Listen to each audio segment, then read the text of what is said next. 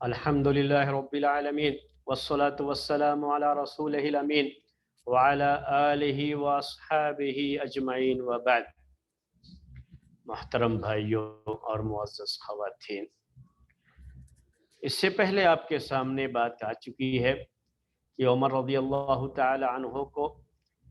ابو لؤلؤ فیروز نام کا ایک مجوسی غلام، جو کہ مغیرہ بن شعبہ رضی اللہ تعالی عنہ کا غلام تھا، فجر کی نماز میں اس نے آپ کو زخمی کر دیا، اور اس زخم سے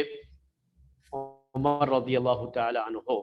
کہ اب جو ہے صحت یابی اور شفا یابی کی امید نہیں رہ گئی تھی، کیونکہ آپ جو کچھ بھی کھاتے تھے وہ باہر نکل جاتا تھا، جو کچھ بھی پیتے تھے وہ باہر نکل جاتا تھا۔ تو اپنے ان آخری دنوں میں جو یقیناً بڑی تکلیف کے بھی دن تھے، لیکن قربان جائیے ان صحابہ کرام پر، قربان جائیے عمر رضی اللہ تعالی عنہ کی امت کی فکر کو لے کر کے جو ان کی سوچ تھی، اس سوچ پر قربان جائیے کہ ان دنوں میں بھی انہوں نے بہت ہی بزی شیڈول ان کا رہا، اور بہت اہم جو ہے کام انہوں نے ان دنوں میں بھی انجام دیے، امت کے کام، اپنی کوئی ذاتی چیز نہیں، امت کے کام۔ ان میں سے ایک اہم کام جو پچھلے ہفتے درس میں آپ کے سامنے آیا وہ یہ ہے کہ ان کے بعد خلیفہ کون ہوگا، تو خلافت کے انتخاب کے لیے انہوں نے ایک نیا طریقہ ہمارے سامنے چھوڑا۔ وہ یہ تھا کہ 6 آدمیوں پر مشتمل انہوں نے ایک کمیٹی بنائی، جن کی ذمہ داری یہ تھی کہ یہ لوگ 3 دن کے اندر ان کی وفات کے بعد 3 دن کے اندر اپنے میں سے کسی کو خلیفہ چن لیں گے، اور ان کے لیے جو پوری گائیڈ لائن ہو سکتی تھی وہ گائیڈ لائن عمر رضی اللہ تعالی عنہ نے ان کو دے دی تھی۔ تو ابھی چونکہ وفات ہوئی نہیں، اس لیے ابھی انتخاب کا مسئلہ بھی نہیں ہے۔ وہ انتخاب کا مسئلہ ہم نے پچھلے ہفتے میں بھی آپ کو بتایا تھا، پچھلے درس میں، کہ اب وہ عثمان رضی اللہ تعالی عنہ کے دور خلافت کی بات جب شروع ہوگی تب جو ہے وہ بات ہم آپ کے سامنے پیش کریں گے۔ ابھی یہ صرف عمر رضی اللہ تعالی عنہ کی زندگی سے تعلق سے جو باتیں ہیں وہ باتیں آپ کے سامنے پیش ہو رہی ہیں۔ اسی جو ہے دوران، اسی حالات میں عمر رضی اللہ تعالی عنہ جب جو ہے بیماری میں مبتلا تھے، پریشانی تھی اور ڈر تھا، یہی جو ہے امید تھی کہ اب جو ہے اس جو ہے بیماری سے اچھے نہیں ہوں گے، انتقال ہو جائے گا۔ پورے طریقے سے حالات اس طرح کے ہو چکے تھے، بیماری کی کیفیت کچھ ایسی تھی۔ تو اس وقت عمر رضی اللہ تعالی عنہ نے ایک کام، جو ان کو ایک چیز اور پریشان کر رہی تھی، تو انہوں نے اس کی طرف جو ہے اپنے بیٹے کو توجہ دلائی۔ وہ بات کیا ہے، یہیں سے آج کا درس ہے۔ یہ سوچ ہے، ذرا اس سوچ پہ غور کیجئے گا، یہ تزکیے کا پہلو ہے۔ عمر رضی اللہ تعالی عنہ کی خواہش تھی کہ ان کو بھی اللہ کے رسول صلی اللہ علیہ وسلم اور ان کے ساتھی دوست ابو بکر رضی اللہ تعالی عنہ ان کے ساتھ ہی اسی جگہ پر ان کی بھی قبر بنائی جائے، اور قبر میں یہ ان دونوں کے پڑوسی ہو جائیں۔ ان کی خواہش تھی، ان کی عمر رضی اللہ تعالی عنہ خواہش ہے۔ ابھی بھی وہ کیا ہے، امیر المومنین ہے، خلیفہ ہیں، چاہیں تو کچھ بھی جو ہے اپنی طرف سے حکم جو ہے سنا سکتے ہیں، اور چاہیں تو کوئی بھی قانون بنا سکتے ہیں، کچھ بھی فیصلہ کر سکتے ہیں۔ ان کے ہاتھ میں حکومت ہے، اور وہ خلیفہ ہیں، وقت کے خلیفہ، آج کے بادشاہوں کی طرف سے بھی نہیں، وقت کے خلیفہ ہیں وہ۔ لیکن سوچئے ذرا، عمر رضی اللہ تعالیٰ عنہ کتنے جلیل القدر اور کتنے جو ہے یہ جو ہے جلالت شان والے، اور کتنی اونچی شان والے، اور کتنے جو ہے مضبوط جو ہے ارادے والے۔ لیکن خواہش ہے ایک، اب وہ کمرہ اما عائشہ رضی اللہ تعالی عنہا کا ہے، اور اسی کمرے میں پیارے نبی صلی اللہ علیہ وسلم کو دفن کیا گیا، اسی کمرے میں ابو بکر رضی اللہ تعالی عنہ کو دفن کیا گیا۔ ایک قبر کی جگہ اور باقی تھی۔ ذرا آپ جو ہے اس پہلو سے غور کیجیے گا۔ کمرہ کس کا ہے؟ عائشہ رضی اللہ، اما عائشہ رضی اللہ تعالی عنہا کا یہ کمرہ تھا۔ ان کے باپ کی وفات ہوئی جب، ابوبکر رضی اللہ تعالی عنہ کی تو اتنا مسئلہ نہیں، باپ ہیں، اما عائشہ رضی اللہ تعالی عنہا نے اپنے کمرے میں ان کو جگہ دے دی، ان کی قبر کے لیے جگہ دے دی۔ اب جو تیسری قبر کی جگہ باقی تھی، اما عائشہ رضی اللہ تعالی عنہا یہ چاہتی تھیں کہ اپنے باپ اور اپنے شوہر کے بغل میں وہ مدفون ہو جائیں، ان کو دفن کیا جائے اور یہ جگہ ان کی قبر بنے۔ ان کمرہ بھی انہی کا تھا، اس لیے حق بھی انہی کا تھا۔ عمر رضی اللہ تعالی عنہ کی خواہش یہ تھی کہ ان کو وہاں پر دفن کیا جائے، لیکن دیکھیے اپنی اس خواہش کے لیے انہوں نے کوئی سازش نہیں کی، کوئی قانون نہیں بنایا، اس کے لیے انہوں نے اپنی خلافت کا ناجائز استعمال نہیں کیا، انہوں نے اپنی طرف سے کوئی حکم جو ہے صادر نہیں کیا، بلکہ اپنے بیٹے سے کہتے ہیں،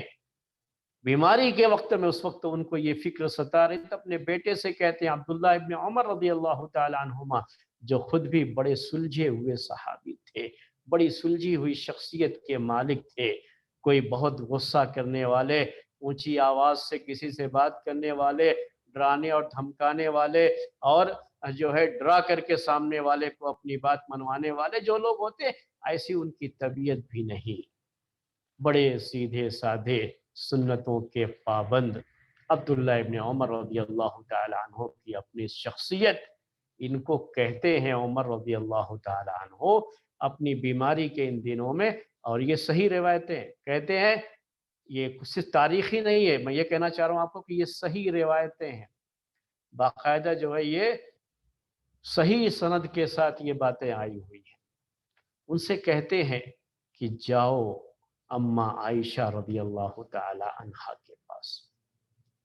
اور جا کر کے ان کو میرا سلام کہنا، اور ان سے یہ کہنا کہ عمر اجازت چاہتے ہیں تمہاری، عمر اجازت چاہتے ہیں، یہ کہنا عمر اجازت چاہتے ہیں، یہ مت کہنا کہ امیر المومنین اجازت چاہتے۔ دیکھیے یہ ہے، یہ تواضع، یہ اس پہلو کو ہی میں کہہ رہا تھا آپ سے کہ آپ جو ہے اس پر غور کیجیے گا۔ سختی سے منع کرتے ہیں اپنے بیٹے کو، یعنی صرف یہی نہیں کہ کہہ دیا کہ جاؤ کہنا عمر نے، یہ کہا انہوں نے کہ امیر المومنین مت کہنا، انہوں نے یہ امیر المومنین کی حیثیت سے یہ کچھ نہیں کر رہے ہیں، یہ جو کر رہے ہیں صرف عمر کے لحاظ سے کر رہے ہیں، عمر ہونے کے لحاظ سے، یعنی اما عائشہ رضی اللہ تعالی عنہا کو پورا اختیار ہوگا کہ وہ چاہے تو اجازت دے، ان کی قبر وہاں بننے کی اجازت دے، اور چاہے تو اسے ریجیکٹ کر دے، ان کو پورا اختیار ہوگا۔ یہ کوئی خلیفے کی طرف سے آرڈر نہیں ہے، بلکہ عمر کی طرف سے ایک درخواست ہے۔ اپنے بیٹے سے کہتے ہیں عمر رضی اللہ تعالیٰ عنہ کہ جاؤ اور جا کر کے ان کو میرا سلام کہنا، اور ساتھ میں یہ کہنا کہ عمر چاہتے ہیں، اور پھر آپ کہتے ہیں اس کو کہ یہ مت کہنا کہ امیر المومنین، بلکہ کہنا عمر چاہتے ہیں کہ یہ جو جگہ ہے اس جگہ میں وہ اپنے ساتھیوں کے ساتھ یہیں پر دفن ہو جائے، یہاں ان کی قبر بنائی جائے۔ اما عائشہ رضی اللہ تعالی عنہا جب یہ پہنچتے ہیں وہاں تو ان کو بھی بڑی تکلیف تھی، وہ بھی بہت دکھ میں تھی کہ خلیفۃ المسلمین کے امیر المؤمنین عمر بن خطاب رضی اللہ تعالی عنہ جنہیں زخم پہنچائے گئے تھے، اور اس وقت وہ بیماری میں اس زخم کی تکلیف میں مبتلا ہیں، اس کا غم انہیں بھی لاحق تھا۔ وہاں پہنچے عبداللہ ابن عمر رضی اللہ تعالی عنہما، جا کر کے سلام کہا اور ان سے اپنے باپ کی خواہش کو بیان کیا، تو کہتی ہیں وہ کہ اللہ کی قسم یہ جگہ میں نے اپنے لیے چھوڑ رکھی تھی، میری خواہش یہ تھی کہ مجھے یہاں دفن کیا جائے، لیکن آج میں عمر کی خواہش کو اپنی خواہش پر ترجیح دیتی ہوں، یعنی میں عمر کی خواہش کو جو ہے قبول کرتے ہوئے اپنی اس گھر کی، اپنے اس کمرے کی اس جگہ کو ان کے لیے قربان کر دیتی ہوں کہ وہ رسول اللہ صلی اللہ علیہ وسلم، ابو بکر رضی اللہ تعالی عنہ، ان دونوں کے جو ہے پاس ان کی قبر ہو، میں اس کو ترجیح دیتی ہوں۔ اس طرح سے میرے بھائیوں، زندگی میں جو ہمارے پیارے نبی صلی اللہ علیہ وسلم، جب آپ کہیں جاتے کچھ کرتے تو ہر جگہ پر یہی ہوتا، آپ یہی ذکر کرتے کہ میں اس پر ایمان لایا اور ابو بکر اور عمر بھی ایمان لائے۔ ابو بکر اور عمر یعنی پیارے نبی کے ساتھ ابو بکر اور عمر رضی اللہ تعالی عنہما کا بھی جو ذکر زندگی میں چلا، تو مرنے کے بعد بھی اللہ تعالیٰ نے ایسا نظم کیا کہ ان کی قبریں بھی ویسے ہی ایک ساتھ ہیں، تینوں قبریں ایک ہی جگہ پر ہیں۔ اما عائشہ رضی اللہ تعالی عنہ نے اجازت دے دی۔ اس کے بعد آئے، جیسے ہی عبداللہ ابن عمر رضی اللہ تعالی عنہ واپس آئے، آپ یہ بات بھی ذہن میں رکھیے کہ عمر رضی اللہ تعالی عنہ کو اس کی اتنی فکر تھی کہ بالکل وہ اپنی نگاہ دروازے پہ لگائے ہوئے تھے کہ کب آتے ہیں یہ اور یہ خوشخبری مجھے سناتے ہیں، یا جو بھی خبر ہے کہ جو ہے قبول کیا یا نہیں کیا وہ مجھے سنا دے۔ اتنی فکر تھی عمر رضی اللہ تعالی عنہ کو اپنے ساتھیوں کے ساتھ دفن کیے جانے کی۔ اب اس کے بعد کیا ہے، عبداللہ ابن عمر رضی اللہ تعالی عنہما آئے دروازے پر، جیسے ہی پوچھا عمر رضی اللہ تعالیٰ عنہ نے کون ہیں، تو کہا گیا ھذا عبداللہ ابن عمر قد جاء، کہا کہ عبداللہ ابن عمر آ گئے ہیں۔ قال ارفعونی، کہا مجھے ذرا اٹھاؤ، جلدی سے ان سے معلوم کرنا چاہتے ہیں۔ تو ایک آدمی نے انہیں ٹیک دے کر کے تھوڑا اٹھایا۔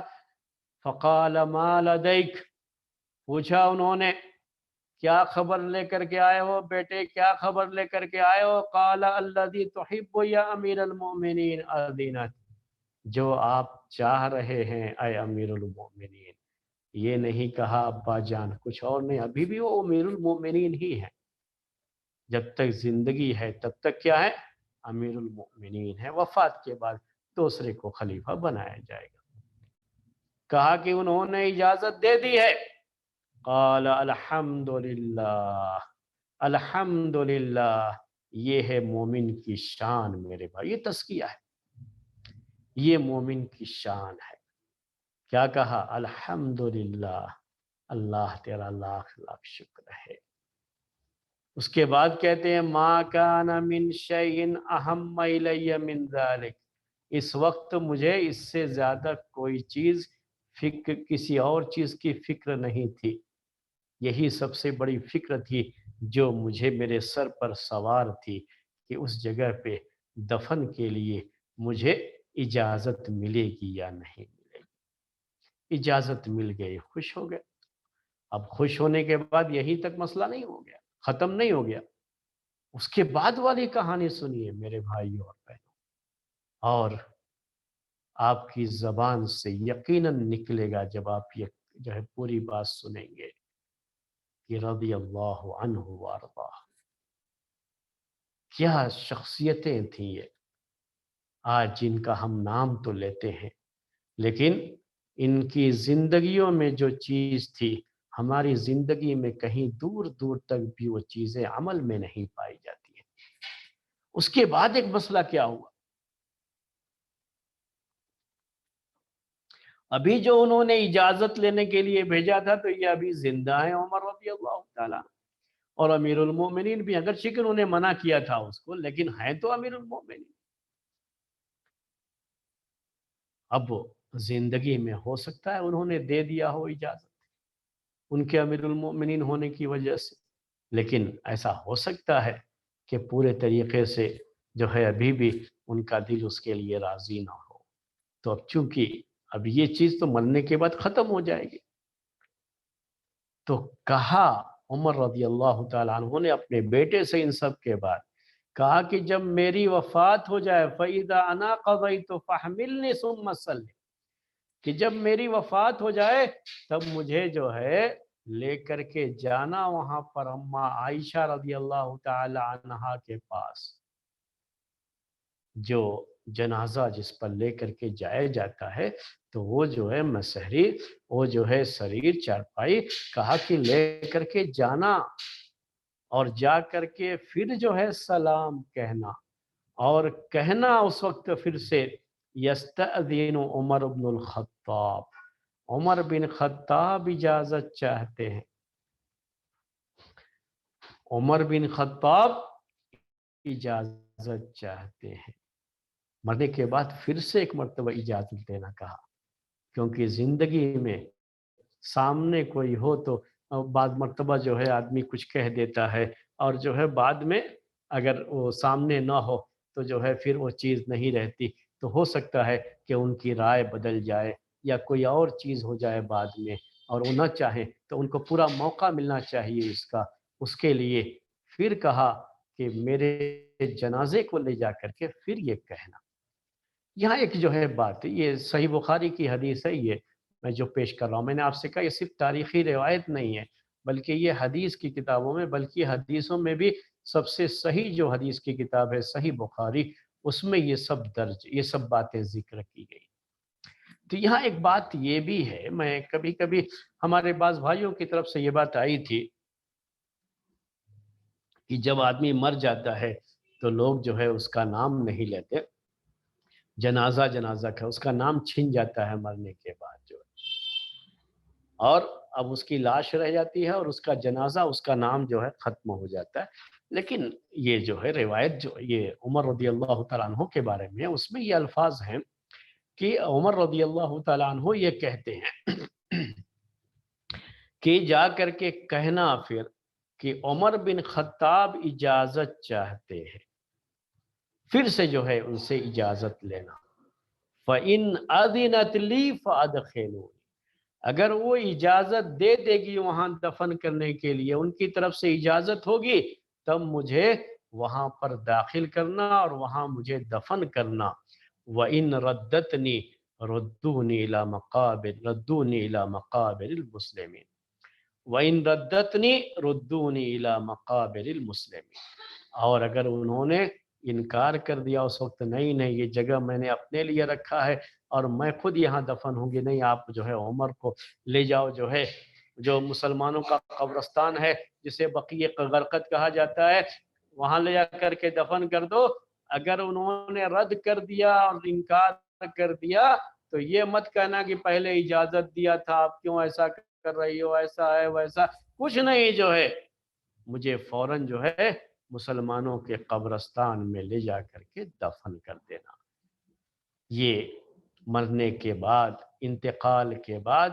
یہ کیا جائے، انہوں نے یہ ہدایت دی میرے بھائی۔ کہتے ہیں عبداللہ ابن عمر رضی اللہ تعالی عنہ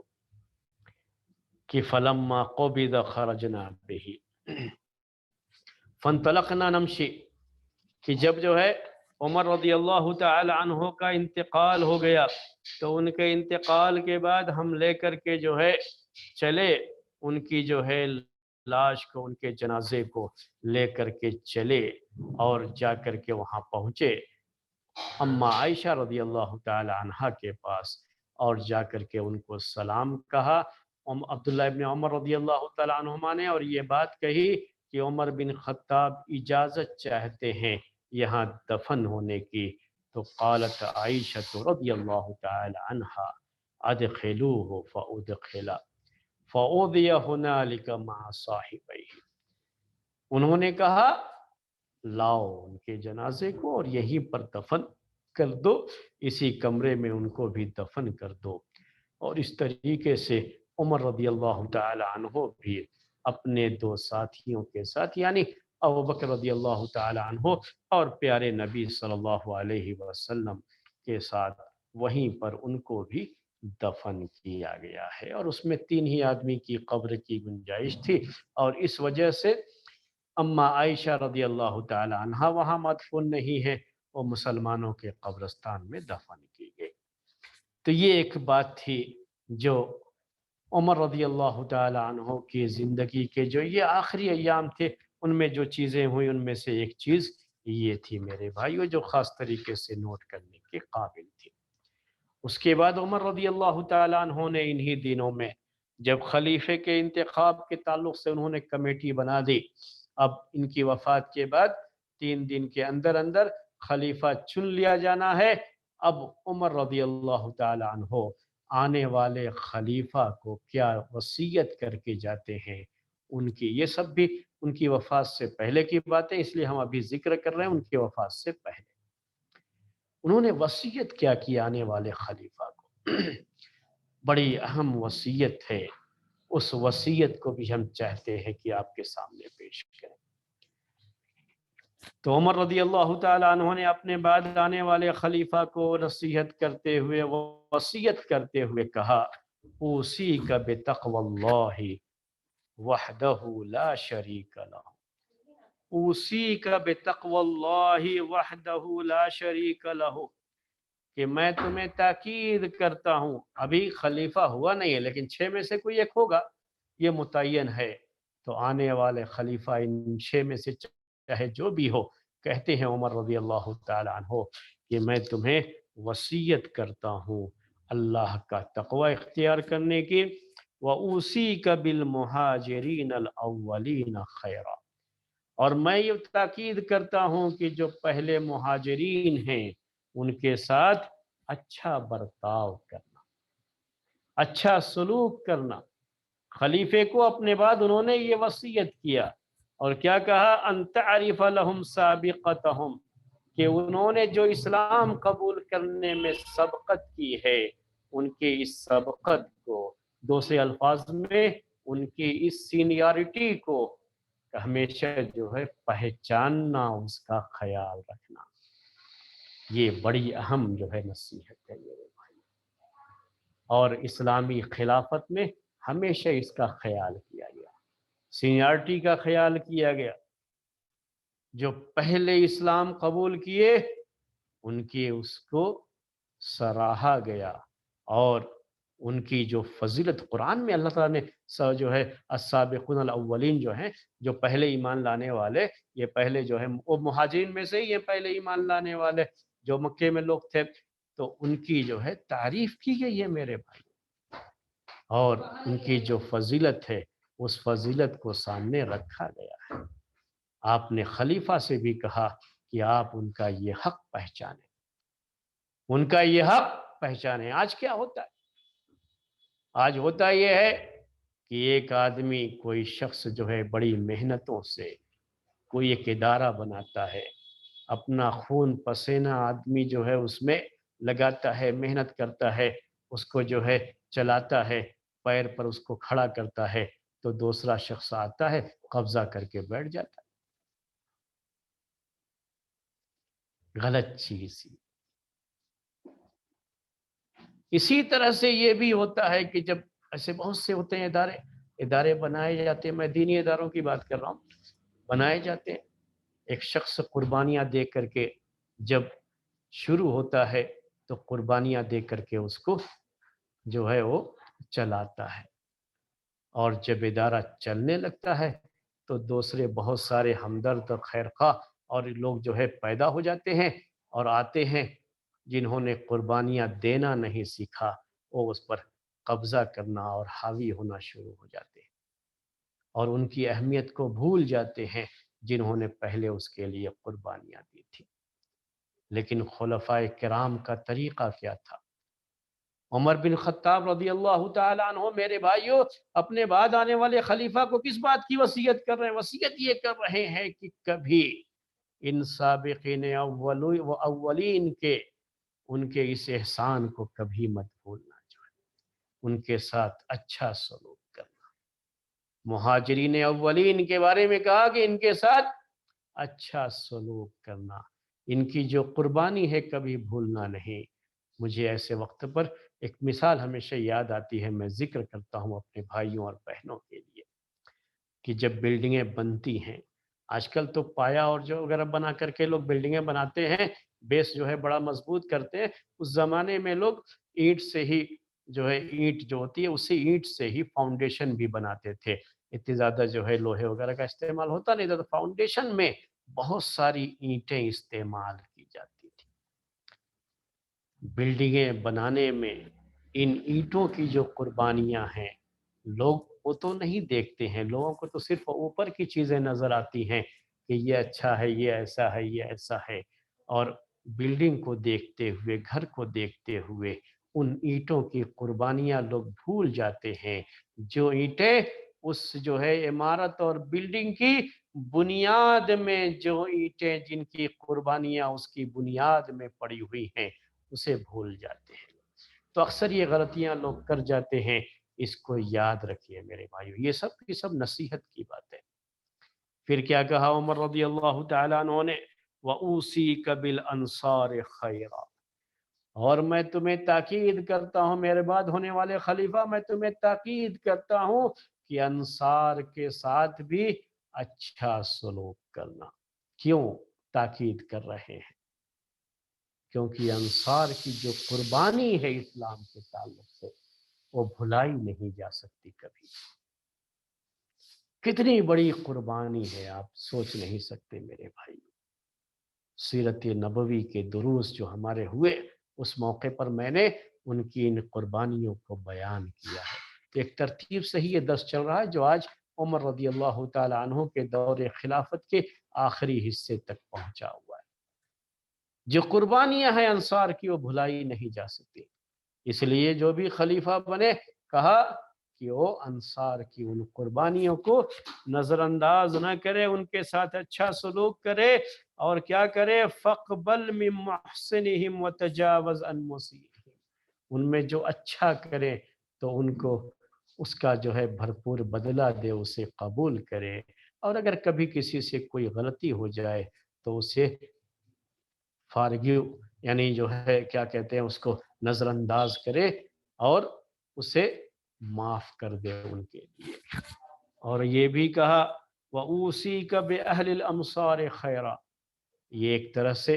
वो सियासी, ये सब चीज़ें क्या हैं, वो सियासी नसीहतें हैं पॉलिटिक्स के लिहाज से, कि किस तरीके से खिलाफत चलनी चाहिए। उसके लिए उमर रदी अल्लाह तआला अन्हु ये सारी तफसीलात अपने बाद वाले आने वाले खलीफा को पेश कर रहे हैं। कहा कि जो शहरों के लोग हैं,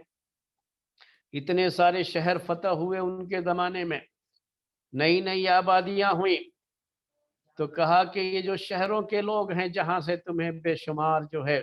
दौलत आती है, वहाँ से अच्छा खासा जो है अच्छी खासी ज़कात आती थी, और खिलाफत का निज़ाम उससे चलता था। और जो है ये जो मुख्तलिफ शहर थे, ये शहर जब मजबूत रहेंगे तो क्या होगा, ये सरहदें महफूज रहेंगी, और जो दुश्मन हैं उनके खिलाफ जंग में ये लोग काम आते हैं। तो कहा उन्होंने कि वह उसी कब अहलिल अमसार खैरा फ़इन्नहुम रिदुल अदु,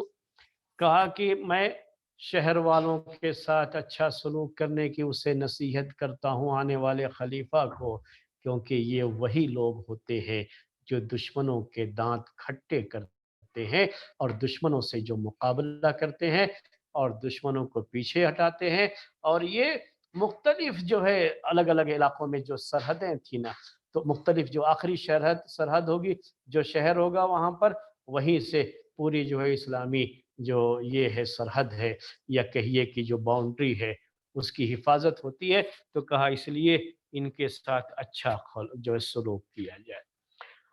और कहा कि इन्हीं के ज़रिए से क्या है, तुम्हारे पास माल फ़ै आता है। ये लोग जंगें करते हैं, लड़ते हैं अल्लाह के रास्ते में, तो कभी माल गनीमत और कभी माल फ़ै ये आता है, और बैतुल माल इनकी वजह से जो है भरता है। और यहाँ काफ़ी चीज़ें आती हैं, जो उनकी ज़रूरत से चीज़ें ज़्यादा होती हैं, वो यहाँ पर आती हैं। یا جو کہ 5واں حصہ بیت المال کا حصہ ہوتا ہے وہ حصہ بہرحال آتا ہے، تو اچھا خاصا حکومت کا نظام بھی ان سے چلتا ہے، ان کا اچھی طرح سے خیال رکھا جائے۔ اس کے بعد یہ کہا وَأُوصِيكَ بِأَهْلِ الْبَادِيَةِ خَيْرًا۔ اب جو دیہاتوں کے رہنے والے ہیں ان کے بارے میں بھی کہا کہ ان کے ساتھ بھی اچھا سلوک کیا جائے، کیونکہ ان کا معاملہ یہ ہے کہ یہ اسلام جو ہے، اور اصل جو ہے عرب اور اسلام، یہ ان کے ذریعے سے پھیلا ہوا ہے، لوگوں میں اسلام ان کے ذریعے سے گیا ہوا ہے، اور یہ اسلام کی جو خوبیاں ہیں لوگوں کو ان کے ذریعے سے ملی ہیں۔ اور یہ بھی کہا اکثر یہ لوگ اتنے مالدار بھی نہیں تھے، تو کہا یہ کہ ان میں سے جن کے پاس بھی جو زکوٰۃ کی جو ہے دینے والے لوگ ہوں گے، زکوٰۃ ان کی لے کر کے ان کے جو فقیر اور مسکین لوگ ہیں ان میں زکوٰۃ وہ لوٹا دی جائے۔ اس کے بعد کہا وَأُوصِيكَ بِأَهْلِ الذِّمَّةِ خَيْرًا۔ اور جو ذمی لوگ ہیں، ذمی لوگ ان کو کہا جاتا تھا جو اسلام قبول نہیں کرتے تھے لیکن اسلامی حکومت میں رہنے کو قبول کر لیتے تھے اور جزیہ دینے کو قبول کر لیتے تھے، تو اسلامی حکومت اس بات کی پابند ہو جاتی تھی کہ اسلامی حکومت ان کی حفاظت کرے گی اور اس کے بدلے میں وہ لوگ جزیہ دیں گے اسلامی حکومت کو، تو انہی کو ذمی کہا جاتا ہے، جو کفر اور شرک میں ہی رہتے ہیں، اسلام میں نہیں رہتے، کیونکہ اسلام تو زبردستی کسی کو اسلام میں داخل کرنے کا قائل نہیں ہے، تو ان کو ان کے دین پر رہنے کی اجازت ہوتی تھی، لیکن ان کو جزیہ دینا پڑتا تھا، تو انہی کے بارے میں کہا کہ ان کے ساتھ بھی اچھا برتاؤ کیا جائے، صرف اس وجہ سے کہ وہ غیر مسلم ہیں، نان مسلم ہیں، ان کے ساتھ کسی طرح کی زیادتی کی جائے اس کے لیے کوئی گنجائش نہیں اسلام میں۔ اور کہا یہ کہ ان تقاتل من وراءہم، اگر ان ذمیوں پر، ان کی جان پر بن آئے اور کوئی ان کے اوپر حملہ کرے تو ان کی جان کی حفاظت تمہاری ذمہ داری ہے، تم ان کی حفاظت کرنا، اور کبھی ان کی طاقت سے زیادہ ان سے جزیہ وصول مت کرنا۔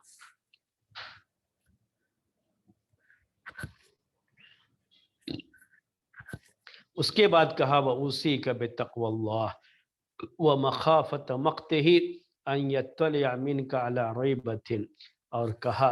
کہ اللہ کے تقوی کو پھر دہرایا کہ میں اللہ کے تقوی کی وصیت کرتا ہوں، اور اس بات کے لیے کہ ہمیشہ اس بات کو ذہن میں رکھے آنے والا خلیفہ کہ اللہ تبارک و تعالی کہیں اس سے ناراض نہ ہو جائے اور کہیں کوئی غلطی اس سے نہ ہو جائے، اللہ تعالیٰ سے وہ ڈرے، اور کہا وَأُوصِيكَ أَن تَخْشَ اللَّهَ فِي النَّاسِ۔ اور میں یہ بھی وصیت کرتا ہوں، تاکید کرتا ہوں کہ اللہ کی خشیت، اللہ کا ڈر ہو لوگوں کے معاملات میں، لوگوں کے بارے میں کوئی بھی فیصلہ کرتے ہوئے اللہ کا تقوی اختیار کرنا، میں اس کی وصیت کرتا ہوں۔ لیکن ساتھ میں یہ بھی کہا وَلَا تَخْشَ النَّاسَ فِي اللَّهِ، لیکن اللہ کے معاملے میں لوگوں سے کبھی مت ڈرنا، لوگوں سے ڈر کر کے اسلام کے خلاف کوئی چیز کرو، اللہ کی نافرمانی کرو کہ لوگ کیا کہیں گے، لوگ کیا کہیں گے، جیسے آج کل ہمارا معاملہ ہوتا ہے کہ ہم ایسی جو ہے غلطیاں کر جاتے ہیں کہ لوگوں سے ڈر کر کے ہم اللہ تعالیٰ کی نافرمانی کر دیتے ہیں، اسلام میں اس کی کوئی گنجائش نہیں۔ تو نصیحت کرتے ہوئے کہا کہ کبھی ایسا نہ ہو جائے کہ لوگوں سے ڈر کر کے اللہ کا تقوی چھوڑ دو، یہ کبھی نہیں ہونا چاہیے۔ کہا وَأُوصِيكَ بِالْعَدْلِ فِي الرَّعِيَّةِ، پھر یہ وصیت کیا، کہا تاکید کی کہ میں اس بات کی بھی تاکید کرتا ہوں کہ رعایا کے معاملے میں، پبلک کے معاملے میں انصاف سے کام لینا، اور وَالتَّفَرُّغْ لِحَوَائِجِهِمْ وَصُغُورِهِمْ، اور جو خلیفہ بنے گا وہ پورے طریقے سے اپنے آپ کو اسی کے لیے وقف کر دے کہ اسے اسلامی جو ہے حدود کی، اسلامی باؤنڈریز کی جو ہے حفاظت کرنی ہے، اور اسے جو اس کی پبلک ہے، پبلک کی کیا ضرورتیں ہیں، ان کی کیا ان کی حاجات کیا ہیں، ان کی ضروریات کیا ہیں، ان کو پورا کرنے کے لیے اپنے آپ کو وقف کر دینا ہے، اور پورا ٹائم اپنا اسی میں لگانا ہے۔ اور یہ بھی کہا کہ تم مالداروں کو فقیروں پر ترجیح مت دینا، अक्सर ऐसा होता है कि मुल्कों में जो बड़े लोग होते हैं, मालदार लोग होते हैं, जो टैक्स देने वाले लोग हैं, उनको बड़ी जो है अलग निगाह से देखा जाता है, और जो गरीब मिस्कीन हैं उनको अलग निगाह से देखा जाता है। तो उमर रज़ी अल्लाह ताला अन्हु ने ये भी ताकीद फरमाई कि तुम मालदारों को गरीबों पर तरजीह मत देना। और उसके बाद क्या कहा, फ़इन्न फ़ी ज़ालिका बिइज़्निल्लाहि सलामत क़ल्बिक, इससे तुम्हारा दिल सही सालिम रहेगा। वहद्दन लिविज़रिक, वहत्तन लिविज़रिक, और तुम्हारा जो गुनाहों का बोझ है वो कम होगा, और कल आखिरत में इसकी वजह से तुम्हारे लिए भलाई होगी। ये सारी जो है नसीहतें, ये सारी वसीयतें उमर रज़ी अल्लाह ताला अन्हो ने अपने बाद आने वाले खलीफा को की। और भी उनकी वसीयतें हैं, उनकी नसीहतें हैं, थोड़ी लंबी नसीहत है, थोड़ी लंबी वसीयत है ये, और उसमें भी कुछ अहम जो है बातें हैं। लेकिन चूँकि अब वक्त हो गया है इस दर्स का, तो हम आपसे ये वादा करते हैं कि इंशाअल्लाह उनकी वसीयत की, उनकी इस नसीहत की बाज़ अहम बातें आपके सामने इंशाअल्लाह आइंदा हफ्ते पेश करेंगे। और जो बातें रह गई हैं उमर रज़ी अल्लाह ताला अन्हो की ज़िंदगी के इन आखिरी अय्याम की, वो बातें इंशाअल्लाह फिर आइंदा दर्स में आपके सामने लाई जाएगी। आज का दर्स जो है, हम ये तारीख़ का दर्स यहीं पर ख़त्म करते हैं। इसके बाद हमारी अरबी की क्लास होगी। हमारे भाई जो है, जो अरबी की क्लास वाले हैं, वो इंशाअल्लाह उसमें शरीक रहेंगे। दर्स उन्हीं के लिए होता है।